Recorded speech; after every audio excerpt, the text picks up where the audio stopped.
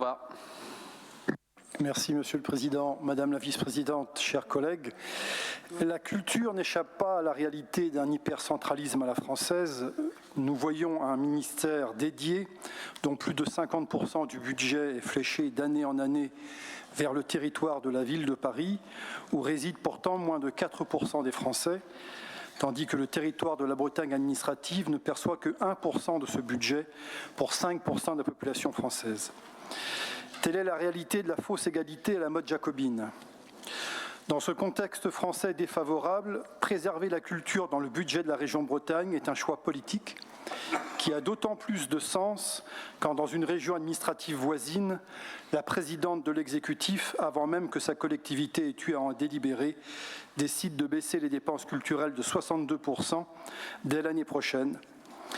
Initialement, ça devait être moins 73%. Mais en réalité, pour les structures dont la programmation n'est pas définie par la région elle-même, la baisse sera de 100% dès 2025 ou au plus tard en 2026. Cette décision autoritaire qui sacrifie la culture sur l'autel de l'austérité intervient dans une région administrative dont les contours ont été dessinés en 1956 par un haut fonctionnaire dans son bureau parisien, il l'a d'ailleurs raconté lui-même, loin des réalités humaines. Or, en France comme ailleurs, la démocratie a besoin d'incarnation et d'ancrage territoriaux. C'est d'autant plus vrai quand la démocratie tangue sous les coups de boutoir de réseaux asociaux et de la démagogie populiste qui s'y propage. Madame la vice-présidente, vous nous avez présenté en commission et aujourd'hui encore les axes prioritaires qui guideront l'affectation du budget en 2025. Les pactes territoriaux de développement culturel, l'éducation artistique et culturelle comme support pour multiplier les rencontres entre artistes et publics en dehors du cadre des spectacles, les métiers d'art dans la poursuite du partenariat avec la Chambre des métiers et en relation avec les petites cités de caractère, enfin la mise en valeur et la transmission de l'héritage culturel immatériel.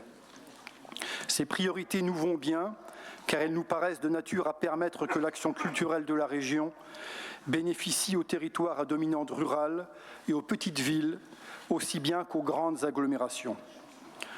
Or, dans un moment où d'autres collectivités, à commencer par les départements, annoncent devoir se recentrer sur leurs compétences obligatoires, on peut craindre que l'État central réclame que les aides publiques se concentrent sur quelques grandes institutions culturelles conventionnées.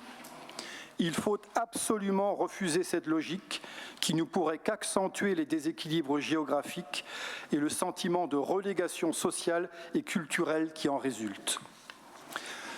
Notre groupe a déposé un amendement au programme 303, un amendement qui concerne le cinéma et plus précisément le dispositif de subventionnement des longs métrages de fiction. Puisque la majorité nous a fait part de son intention de le voter, j'en dirai quelques mots maintenant pour faire tout à l'heure l'économie d'une intervention qui pourrait être trop longue.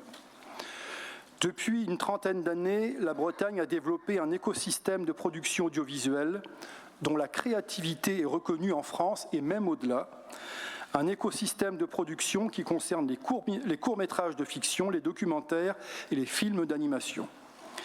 La politique audiovisuelle de la région y a contribué. Par ailleurs, depuis 2019, la région a mis en place un dispositif renouvelé de soutien au tournage de longs métrages de fiction.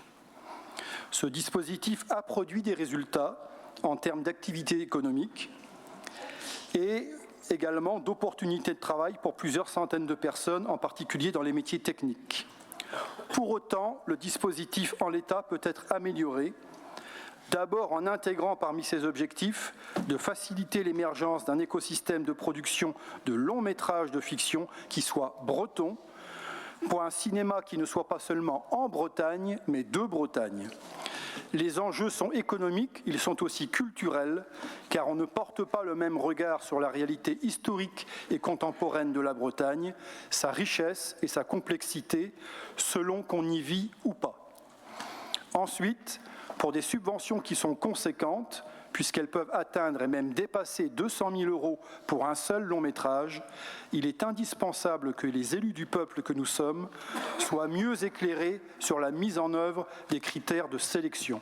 C'est une exigence de transparence et de responsabilité. C'est là le sens de l'amendement que nous avons déposé.